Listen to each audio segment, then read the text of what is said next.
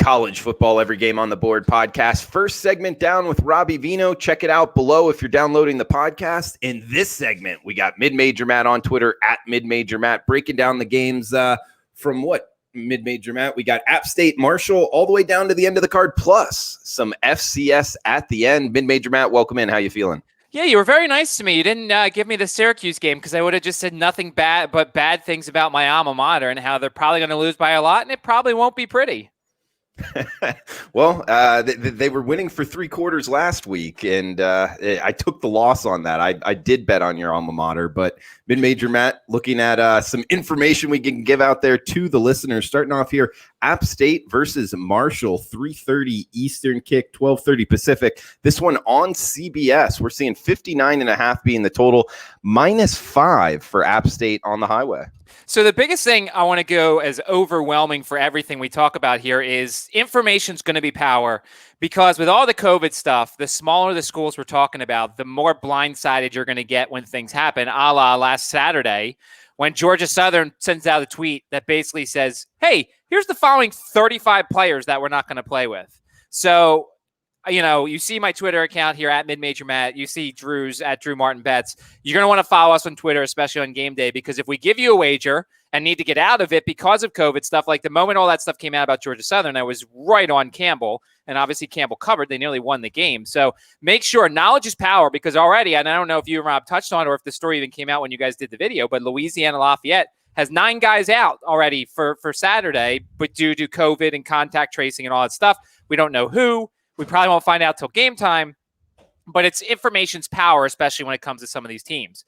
App State last week looked really good. I mean, I had Charlotte. That was my free play. They covered the free play. They covered the spread. It was around 16, 17. They covered that barely towards the end because Charlotte was not doing very well. But you look, App State looked like App State. They started a little bit slow, but they've got the veterans. Zach Thomas is a really good quarterback. They've got the running backs. You know, their number 1 wide receiver opted out, but the offense still was humming. They had over 500 yards of offense, and the 49ers had just 286 yards. App State's a very good road team when it comes to covering, 10-2 against the spread their last 12 games. You look at Marshall 2 weeks ago. I don't know how much we can pull out of it because they beat Eastern Kentucky 59-0. They had a ton of offense. They played really good defense, but Eastern Kentucky's been a miserable FCS team so far, and it was Grant Wells' coming out party. Here you have a freshman quarterback who looked like Joe Montana out there with all the touchdown passes he had. Despite they are actually not good at home when it comes to covering. They are 11-3 straight up against, at home their last 14 games, but they're 4-10 against the spread at that span.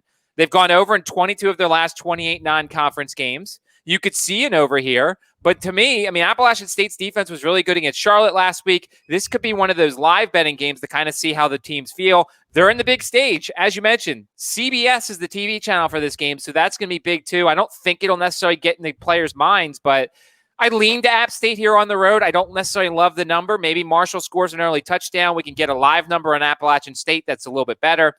So I'll be watching this one on CBS and kind of looking for some live betting opportunities in this game. 12 noon Eastern. Next game up 1, 2, 1, 2, 3, 1, 2, 4. The rotation numbers here. Liberty at Western Kentucky. We're seeing Western Kentucky -14 in the hook, 52 the total, Matt. Liberty's first game of the season, and they're going to be breaking in a lot of new pieces. The Auburn transfer, Malik Willis, starting at quarterback. I was talking to a Liberty beat reporter about what to expect from this Liberty offense, and he thinks that they're going to go up-tempo, which you know Hugh Freeze loves to do. They've got some solid running backs. Their leading running back, Joshua Mack, is a transfer from Maine, who was really good at Maine and probably would have played more last year, but there were some guys in front of him. The Hickson kid was really good. The wide receivers, they lose Antonio Gandy-Golden. He goes to the Washington football team. See, got that right that time. But they got some solid guys behind them, Frith and Yarbrough and a bunch of guys. Now, they were banged up in the offseason, but it looks like they're going to play here. He told me he expects tempo here. And when you have a first-time team playing on the road, there's probably going to be some hiccups, some slip-ups and things like that. They've got a couple starters back on defense, but the top 3 tacklers are gone. Charlotte transfer Anthony Butler is a linebacker that they're going to rely on. They allowed almost 190 rushing yards per game. So, look, this is a Liberty team that I'll probably end up backing later on as the season goes along. I need to see what they can do in this first game. There are going to be some jitters and things like that. They're traveling on the road. Western Kentucky last week lost 35-21 to Louisville. They gave up 343 passing yards, which might bode well for Malik Willis. Mm-hmm. You look at their quarterback, Tyrell Pegram is the quarterback in Western Kentucky. 17 carries last week. He had 68 yards rushing. He was 10 of 23 from passing. He was sacked 3 times.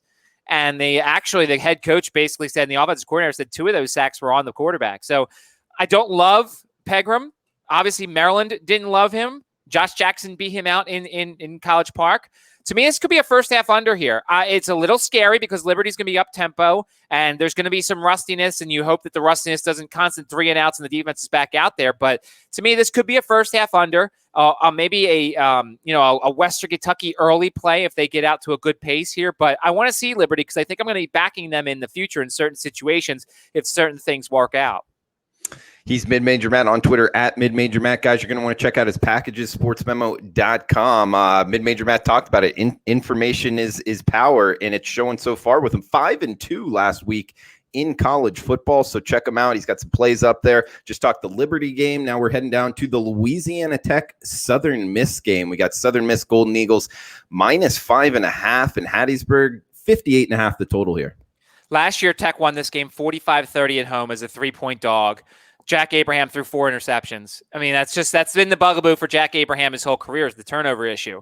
We'll start out with Louisiana Tech. First game of the season. They had the Baylor game postponed. They had 38 players test for COVID, and it felt so bad because a lot of the players tested for COVID because Hurricane Laura came in. They all had to go scurry because 95% of Ruston lost power after Hurricane Laura. So they all had to kind of go and get safe and figure out situations. Well, unfortunately, with the pandemic and the hurricane, you choose to be safer because of the hurricane forcing instead of the pandemic. So, it was a big issue for Louisiana Tech. Here's the concern for Louisiana Tech. 9 new starters on defense. They've got a new defensive coordinator, David Blackwell, who was in Old Dominion and East Carolina. He's okay. I mean, the funny thing is he keeps getting these jobs. ODU's defense hasn't been good, and Eastern Carolina's defense hasn't been good. So I don't understand why he's keeping getting jobs, but you've got 9 new starters learning a new system on the fly here.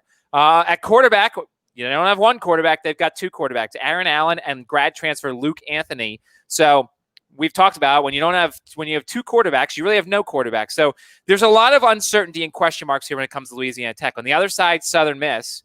And there's Southern Miss loses to South Alabama 2 weeks ago. They passed the ball pretty well, but their defense was terrible. And then the coach steps down. And the offensive coordinator, co-offensive coordinator, Scotty Walden takes over. Now, he's got some D3 head coaching experience. The talk is that they're going to try and increase tempo because that's just the way he played in Division III football.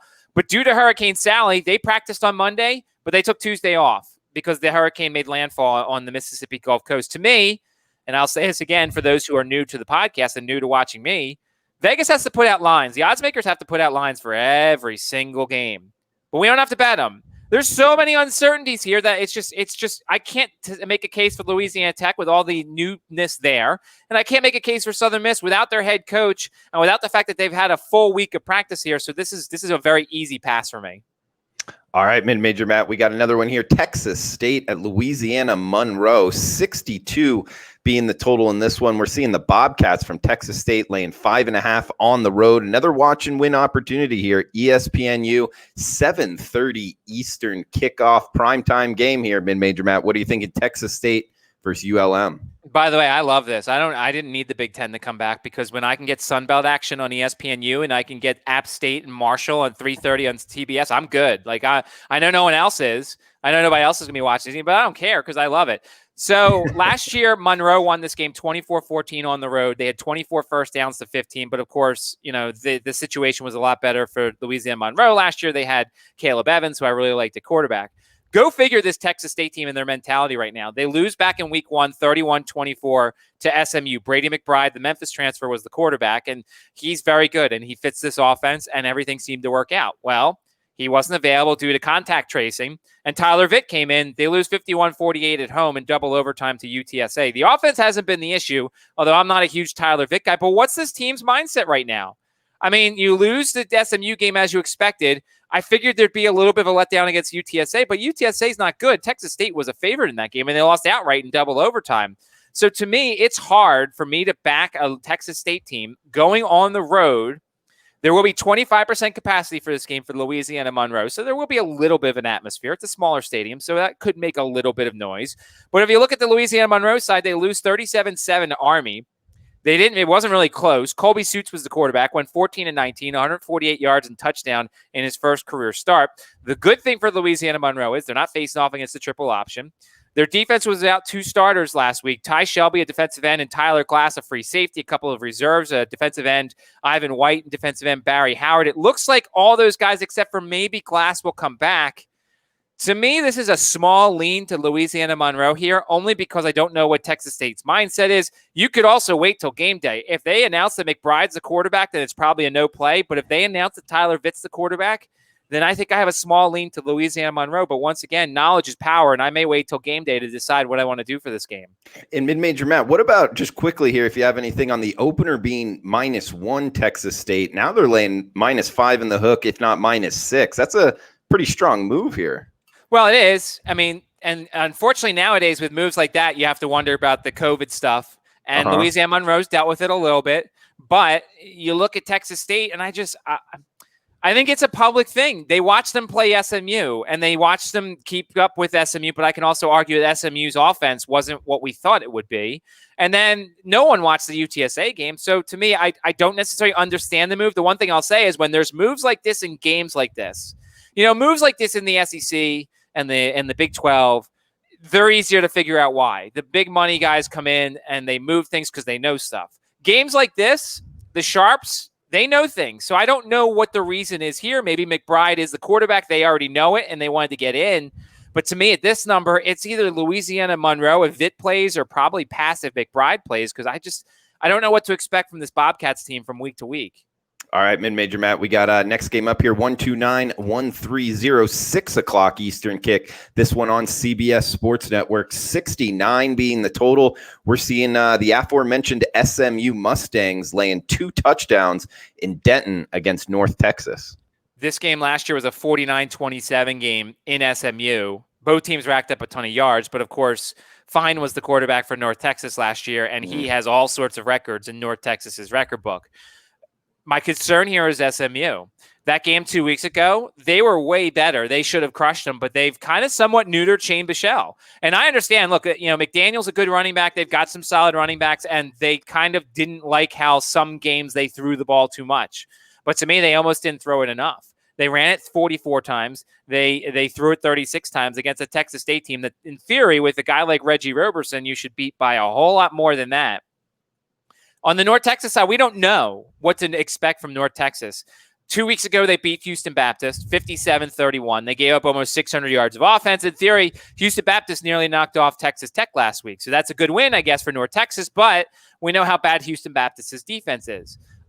There's a new quarterback coach there. They hired Tate Wallace back in January. He's had to resign due to an arrest for allegedly having an improper relationship with an underage student when he was a high school coach. I don't know how much that's going to affect the quarterbacks. One of the quarterbacks is 27, by the way. It's like a Scott Bakula special from Unnecessary Roughness here. So, to me, the only way I could probably play it, although it's not going to make my card, is the over. I think if SMU goes back to the fast break style of offense, which I don't know if they will, they're going to put up points here. North Texas's defense is not very good.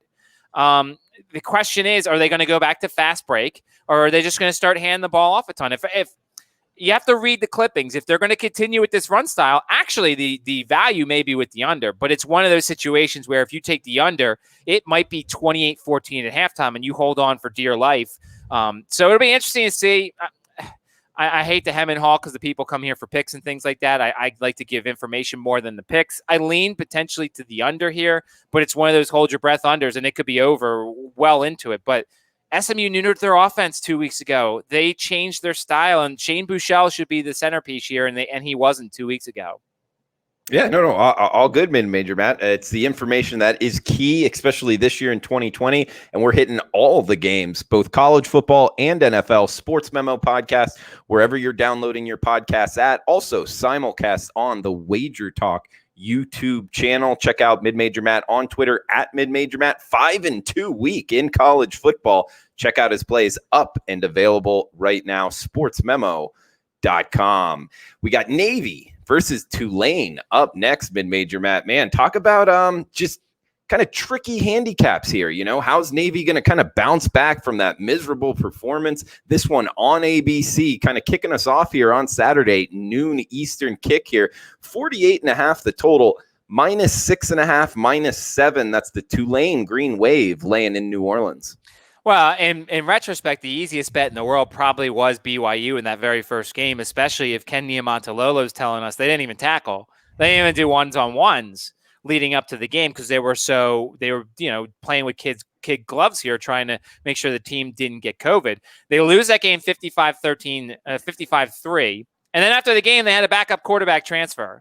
So, and the offense didn't look good as it was. They had 149 yards. They allowed nearly 600. Tulane's offense is not BYU's offense. Navy's been a pretty good road underdog. They're 20-10 against the spread for Ken Niumatalolo since 2009 as a visiting underdog. To me, though, the question is, and we still don't know, who's the quarterback.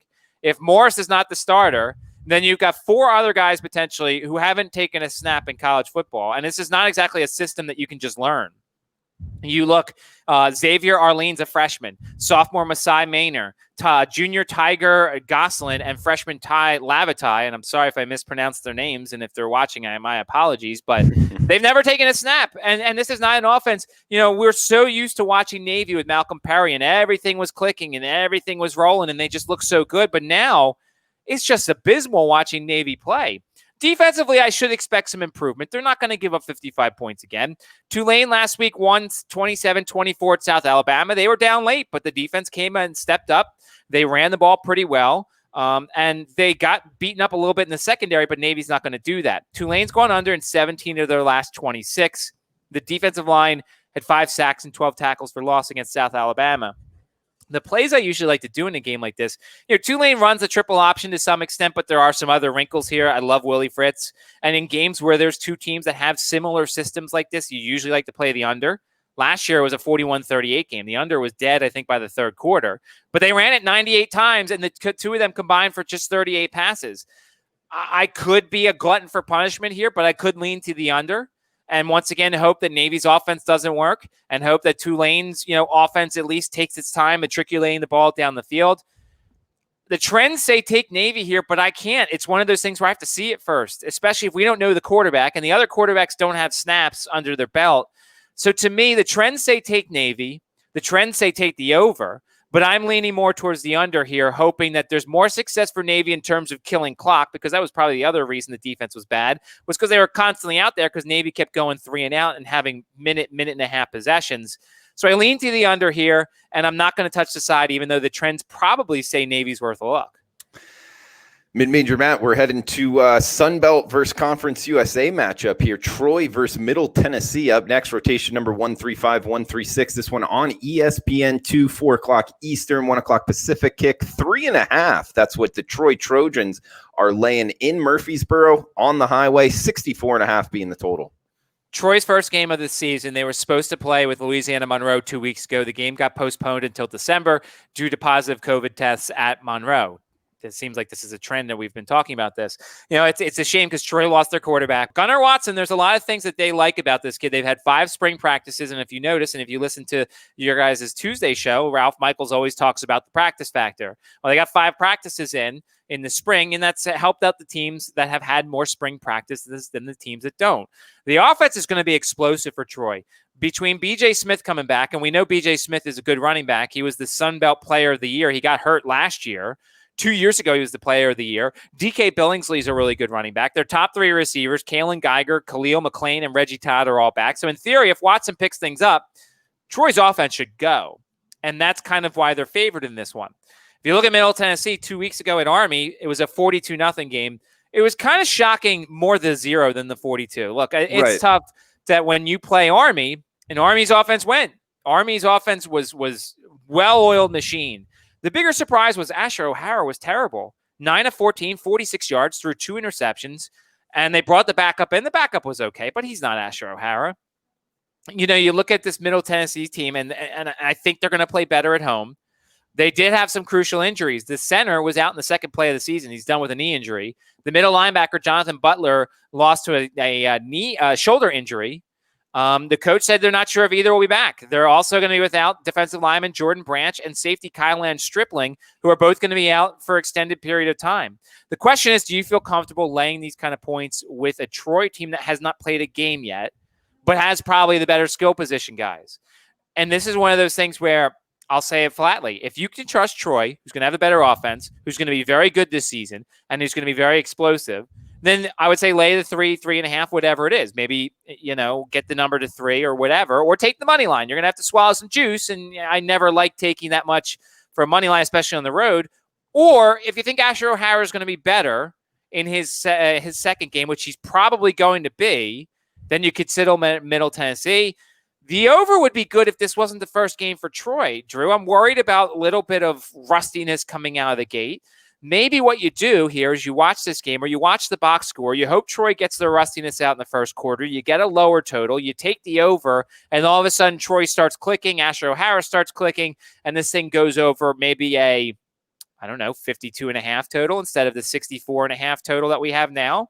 You don't have to be afraid to live bet some of these games, because oftentimes there's value there, especially if you don't know. If there's a couple of teams that you don't know what to expect, watch the first couple of drives, look at the box score. You're not going to get as much from just the box score, but you let a couple of drives play out, and then you're like, okay, Troy's rusty, but they're getting there. They're getting close to figuring it out. I'm going to jump in on Troy here at this number instead of the pregame number, which is what you see now. Yeah, mid-major Matt, I'm going back to your earlier point, looking at all these games and all these games on TV. And I remember making the argument to one of my friends about how this could actually be a good thing for the sports betting community, and selfishly myself, in that we get college football, the teams that are playing right now, obviously more on TV. And then if the Big Ten plays and the Pac-12, whoever, Mountain West play later, we'll get those later. So we'll be able to watch more games and consume more as sports bettors and spread it out more. And it could actually be a good thing, mid-major Matt. I mean, the Sun Belt, the publicity they got last week, short of someone passing away, which we don't want, and of course that would be the worst thing possible, the publicity the Sun Belt got last week makes their whole decision to play worth it. That's it. Like, they beat Kansas State. Georgia Southern got the win. It was a fantastic game. Who was the Louisiana won at Kansas State? The publicity that conference got and those schools got make everything worth it. And so they're sitting there saying, boy, I'm glad that the Big Ten, at the time, I'm glad the Big Ten's not playing, because look at us. We're on ESPN. We're winning games. People are now starting to realize the Sun Belt's got some good football. Yeah, man. Talk about that Louisiana team. Not wanting to step in front of them anytime soon. And neither are the betting markets. They're having to lay 17 this week. But next game up here, mid-major Matt, 139-140. A game I'm already involved with. Interested in your opinion here. We got the USF Bulls at the Notre Dame Fighting Irish. We're seeing Notre Dame minus 25 in the hook in South Bend. Big number here. 48.5 the total, mid-major Matt. So last week, one of my wins was I had the Duke first half under against Notre Dame, and predictably there was the rustiness that we saw from Ian Book, a guy who has to break in a whole bunch of new pass catchers. I saw one of them is out already. Lindsey is back at practice. They don't have a lot of speed. That's the problem with Notre Dame this year, is they don't have a lot of speed, so they have to matriculate the ball down the field. Now they got some good running backs. The running back that was really busy for Notre Dame played pretty well. So to me, this is a Notre Dame team that's going to play a whole lot better than they did last week. Duke's defense is actually underrated. Their defensive line is pretty good. So the fact that this was a close game, there'll be some people like, well, Notre Dame only won 27-13. That's actually a pretty good win, a pretty good score. They kind of got rid of some of the rustiness in the second half. On the South Florida side, they're breaking in a whole new system. They're breaking in a whole new coaching staff. When you look at Jeff Scott, he comes over from Clemson, wants to play with pace. Everybody wants to play with pace nowadays. Everybody, the coaching would come in, I want to play with pace this year. Well, there's one thing about saying it, and then there's actually a thing about doing it. The problem is we can't take too much from their game last week. They beat Citadel 27-6. Citadel runs the ball, and that's all they do. I mean, they run the triple option. And so, yeah, the defensive numbers look good, but nobody else runs the triple option like that. I mean, and plus, not only that, it's a triple option, but it's an FCS level triple option. No offense to the FCS level triple option teams. Obviously, I appreciate the FCS level more than anybody. The big thing for South Florida here is they've got 3 starters that were listed as unavailable last week in their victory. We don't know what if they're going to play. Donovan Jennings, Demetrius Harris, which is their left tackle and left guard, and center Brad Cecil. Reserve guard Sebastian Sainterling was also unavailable. So there is 3 guys up front against a very good Notre Dame defensive line that are potentially not available. We don't know. And I feel like these schools now are closing ranks a whole lot more when it comes to injuries. But to me, I'm going to probably look at the under. Potentially, because South Florida actually was pretty good against the pass last year, and they've got their secondary back. I think I'm also going to look at the under for South Florida's team total points. I think Notre Dame's defense, if a lot of those guys are out on the offensive line, should have a field day. I don't like McLeod as a quarterback. I don't think he's that good. I don't know how long he'll last if he fits in Jeff Scott's system. But to me, I think Notre Dame gets the kinks out a little bit. I think this is a lower scoring game. I could see like a 31-7 type contest here. So to me, I'm looking potentially at the under, and I'm looking at the under team total points for South Florida. Interesting stuff. Mid-Major Matt. Check him out. Twitter at Mid-Major Matt. I kind of have a little bit different look on South Florida. I think I got him a little, I guess on the Tuesday show, it was my best bet here, Mid-Major Matt. Kind of like USF plus, not kind of like, I bet it, plus 26 here in South Bend. I just think it's too big of a number, and I think their defense does step up. I agree with you. You know, the lack of speed for Notre Dame will a little bit take away the big plays here. And South Florida has a bunch of athletes. Second year of the administration under Jeff Scott, I think that will help. So those are the reasons why I like the plus 26. Well, by the way, 31-7 covers that 26 spread there, Andrew. It gets you my under, and it gets you your spread. So there you go. Wait, and I said second year. It's his first year, though, right? Jeff Scott's first year there. Yeah. So but it's his second game is what I meant to say. So hopefully they make a step up here offensively in their second game at Notre Dame. And all you got to do is stay within 26 points. So next game up here, 141, 142, Tulsa versus Oklahoma State. We got the Cowboys minus 23 in Stillwater, 66 being the total here, Mid-Major Matt. They are playing this game, correct? They are playing this game as of now, and last year was a fun one. Tulsa was up 21-20 at halftime. Oklahoma State shut them out in the second half and won 40-21. Cowboys ran for 337 yards. Of course, that was all because of Chuba Hubbard.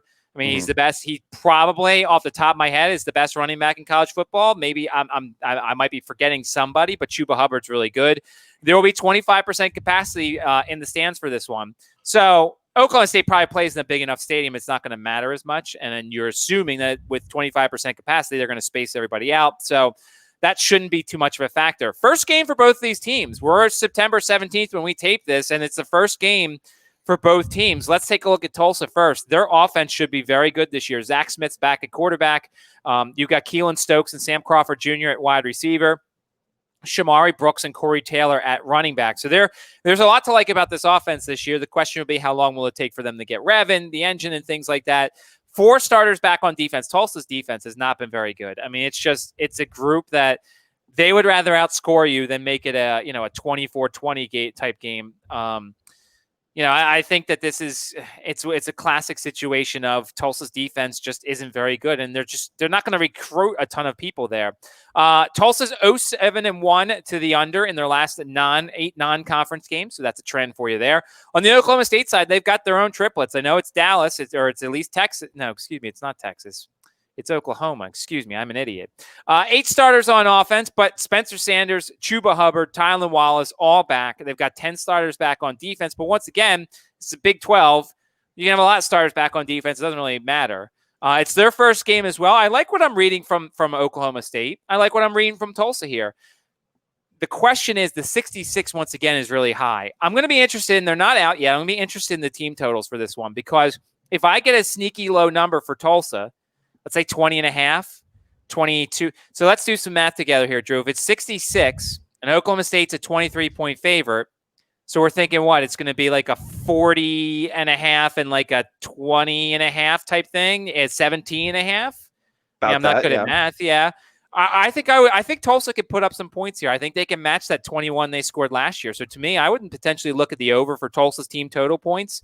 If you don't want to go that way, if the number's good, you could go to the Oklahoma State over for team total points. Now, people are probably saying, why don't you just take the over for the game if you like both the overs for the team total points? A, I don't know what they are, so I kind of have to adjust some things when it comes to that. And B, you're only needing one side when it comes to the team total points. All I need is Tulsa to score. Let's say it's 20.5, 21 points. That's it. Game's over. But if you take the total of 66, then I need Tulsa's 21, and I need 45 from the other side. And so I'd rather isolate one side, whichever number is better potentially, and take the over on their team total points for this game. It's the first game for both of them, so there could be some sort of feeling out process, or both defenses could be terrible, and this thing soars over the 66.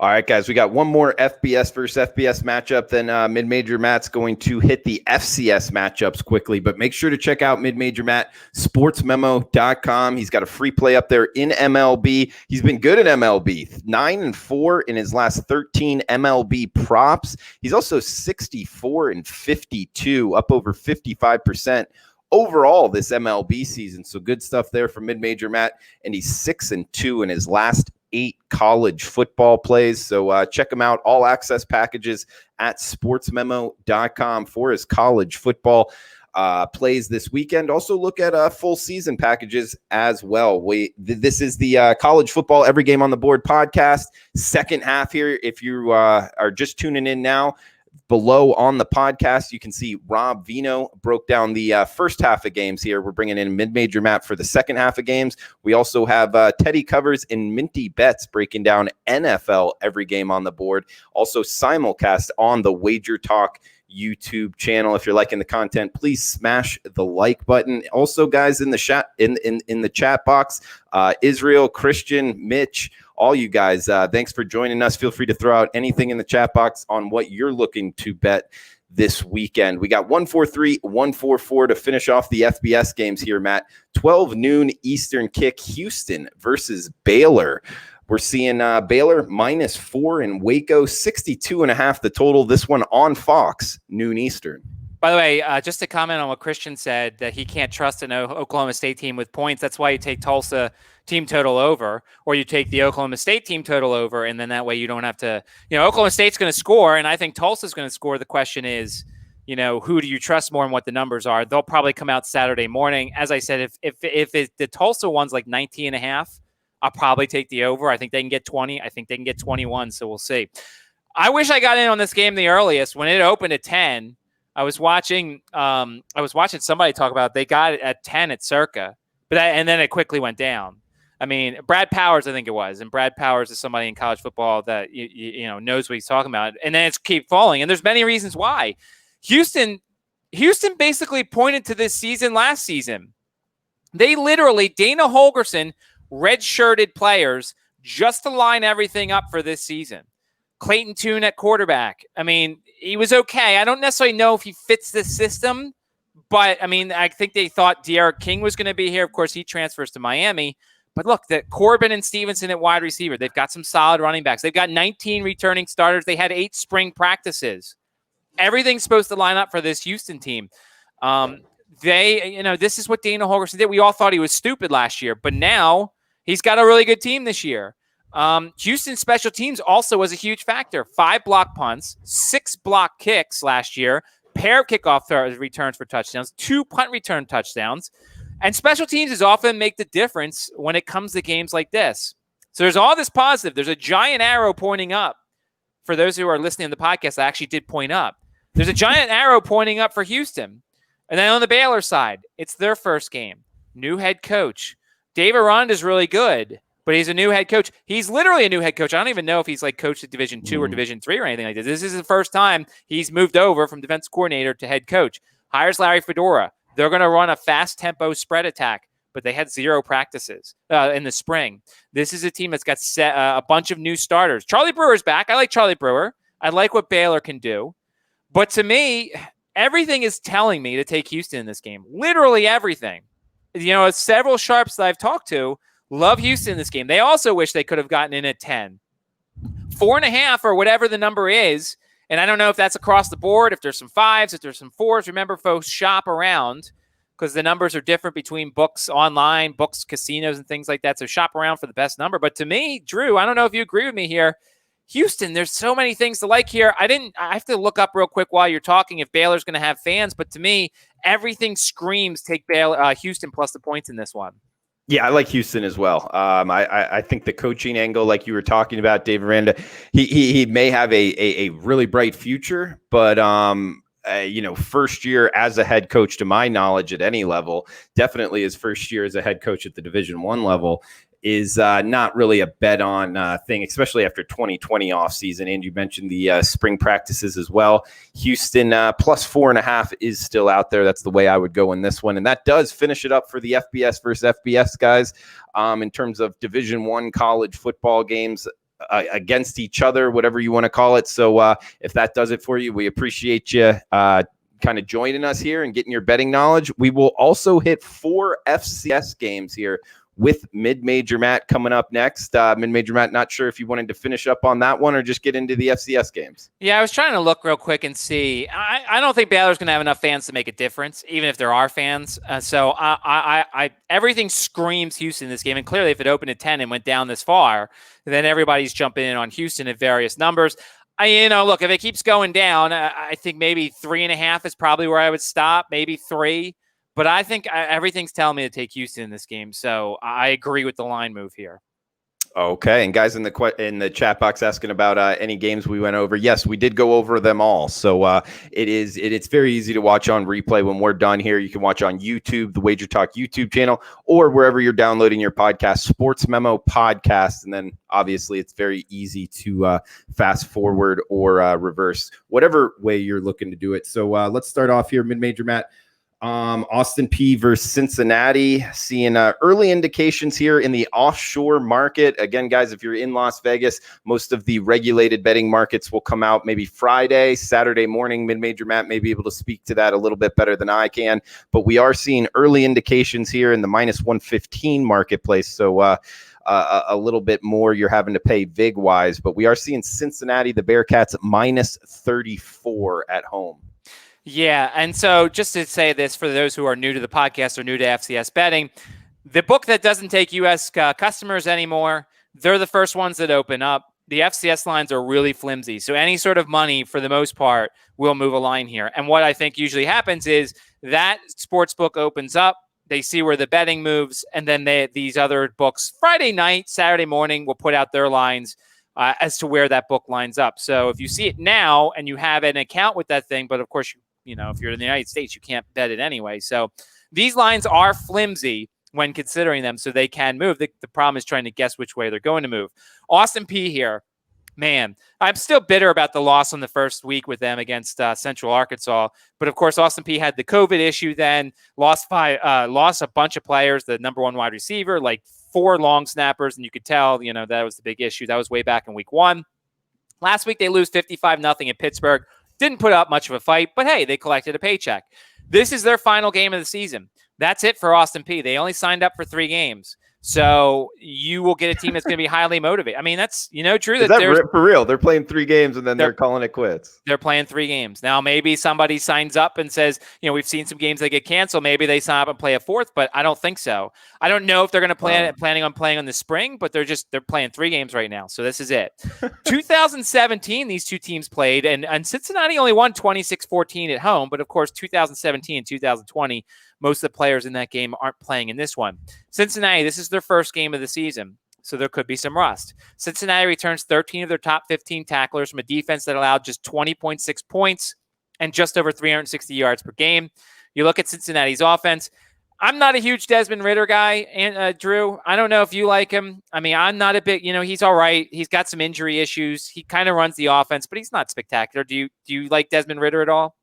Yeah, I do. I just think Cincinnati's a very well-coached team, and he's at the forefront to kind of benefit from that. So in that respect, I like him, but I don't necessarily think he's going to be a starting quarterback in the NFL. No, that's for sure. Jared Dokes is the leading running back, 526 yards rushing, 5 touchdowns last season. They also got the Alabama transfer Jerome Ford, who will be in the backfield. Cincinnati's offensive line is going to be really good. They've got a Michigan transfer, James Hudson, who's now eligible after sitting out last season. To me, this is one of these games where Cincinnati can name their score. If you want to get down on potentially Cincinnati in the first half, I think that wouldn't be a terrible bet, and usually we can figure that out by just kind of splitting up the total. The thing, it's 34. They don't necessarily, they've got Army next week. I don't think they're necessarily looking ahead to Army, but if you are worried about them looking ahead, that's why you take the first half, because maybe they start resting guys in the second half. To me, you could lean to the under here. It's a Cincinnati name your own score kind of game. If they keep scoring, it could be 55-0 like Pitt was last week. So to me, though, I look for Cincinnati in the first half. Maybe Austin Peay gets a score late when Cincinnati's not playing very well. So first half bet here for me when it comes to Cincinnati. Are you optimistic about Cincinnati as a whole, Drew? I am. I mean, ACC overall, I think the AAC is the most underrated conference in college football, and Cincinnati's one of the top teams in it. I think that they can vie there with UCF, with the Houstons, with the Memphises of the world. So, yeah, I'm not necessarily looking to fade Cincinnati, but at the same time, I'm not going to be involved in Cincinnati versus an FCS team. We got Stephen F. Austin versus UTSA up next, seeing -14 in the hook out there, and this one can be streamed on ESPN3. They are having exactly 17% capacity for this game. 17. I don't know where they got that number from, but 17% capacity for UTSA. Stephen F. Austin acquitted themselves well 2 weeks ago. They lost 24-14 at UTEP. They didn't cover because it was a really small spread because UTEP's not very good, but Stephen F. Austin had their chances. They have a quarterback who I like in Stephen F. Austin. I remember his first name. I forget. I'm blanking on his last name. Trey Self, I believe it is. He's not bad. I think Stephen F. Austin here's worth a look, especially when the number's above the hook at 14.5. UTSA, as we talked about with Texas State, UTSA won that game 51-48 in 2 overtimes. What is their mindset coming into an FCS game the next time around? After a big game like that, what's the, how tired are they? They are home, but there's not enough atmosphere for this game to matter with the 17% capacity. To me, I'm going to wait and see where the line moves. If you can get the 14.5, I lean to Stephen F. Austin, but is there a chance that there may be people sitting here waiting saying, yeah, I'm going to bet UTSA when that number comes out, and maybe it goes up to 16, maybe it goes up to 17. The other complicated issue when it comes to this is the COVID situation. We don't know what Stephen F. Austin is, and we don't know what UTSA is. They're two smaller schools. You don't want to get blindsided, per se, the day of when Stephen F. Austin says, here's the following guys who aren't playing because they have COVID. So I don't like it enough to play it now. I might just wait and see the line move. If the line moves my way, I might jump in on Stephen F. Austin. If the line moves against me and it goes down and people are throwing Stephen F. Austin money in, I'll probably pass because I don't want to. More and more this year, with all the COVID stuff, you have to be 100% sure on your wager. And if you're 100% sure on your wager, that's great. If you're not, then you either make the wager with the giving yourself a back door to get out of, or you just don't make the wager. You kick yourself for missing a potential winner. As Ralph Michaels says, it's better to hold a loser back than to it's better to hold a winner back than to play a loser and have it, take part of your bankroll. Mid-major, Matt, likely the FCS FBS matchup that's going to collect the most tickets, given the 1-0 Clemson Tigers versus the 0-1 Citadel. I'm not sure on what their mascot is, but mid-major, Matt, we're seeing -45 here. Clemson at home. 19,000 will be in attendance in Death Valley. Clemson's coming off the road win 37-13 against Wake Forest. Dabo's not going to be happy about some things. They beat Wofford last year 59-14. Just for some context, it was between a home game against Boston College and a road game against NC State. They were up 42-0 at half. It was 56-14 at the end of 3. And then, of course, there was just a field goal in that fourth quarter.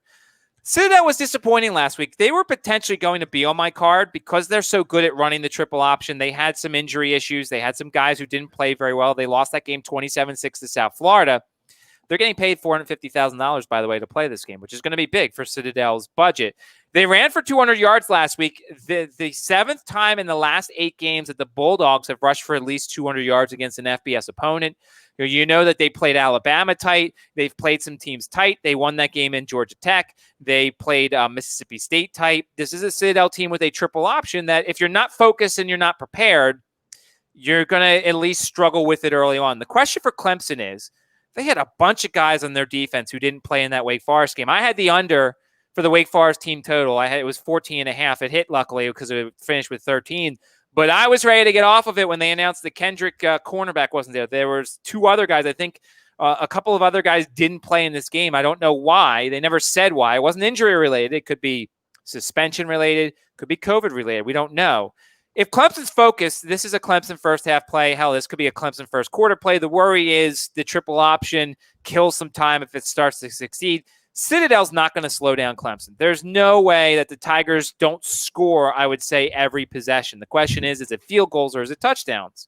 Maybe you look at the over for the team total in Clemson. Maybe you look at the Clemson first half, but before you lock anything in, you got to find out what the deal is with those defensive players who didn't play last week, because Clemson looked really good against a bad Wake Forest team, and they should look good against Citadel, but I still need to see all these defensive guys play next week potentially for the Tigers.